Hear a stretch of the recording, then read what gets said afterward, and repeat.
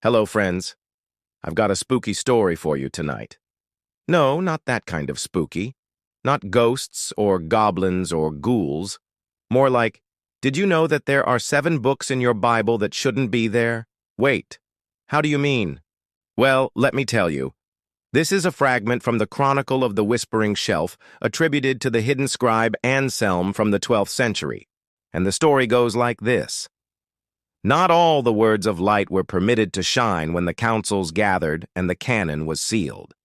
Some texts were judged unfit, not for falsehood, but for their nearness to the human heart, for their power to stir mercy, doubt, laughter, and equality. Thus were 7 books banished, hidden, or destroyed, yet their whispers survived in the faith of those who remembered. I. The Gospel of the Mother. In the beginning was the lullaby. This book gave voice to Mary herself, her dreams before the angel, her cradle songs, her vision of a world where kindness ruled above all laws. The nativity appeared not as misery, but as warmth, with animals bowing in recognition of divinity, banished for making the divine too tender, too human, too close to embrace. 2. The Book of the First Thunder. A record of riddles spoken by the young Jesus to stone, river, and sky. Why does the stone consent to be shaped? Why does the river not return to its source? The answers revealed a creation not enslaved, but joyfully consenting to God's will, banished for teaching partnership between creator and creation, rather than dominion. 3.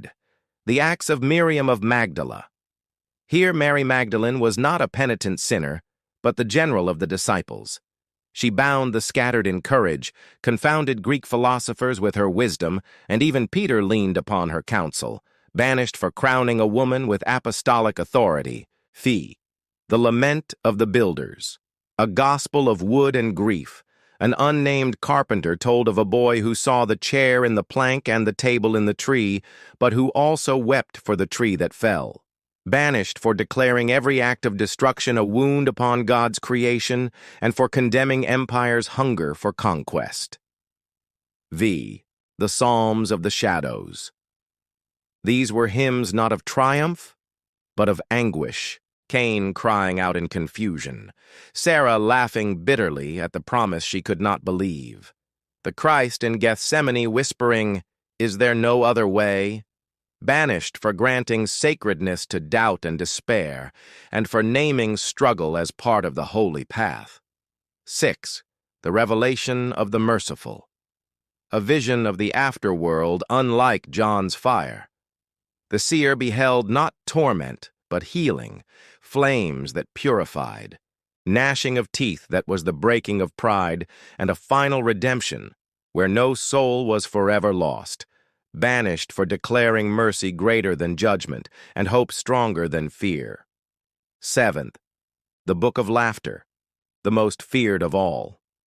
Here the Messiah told parables with punchlines, the camel that grumbled through the needle's eye, the Pharisee undone by a sneeze while counting pepper seeds.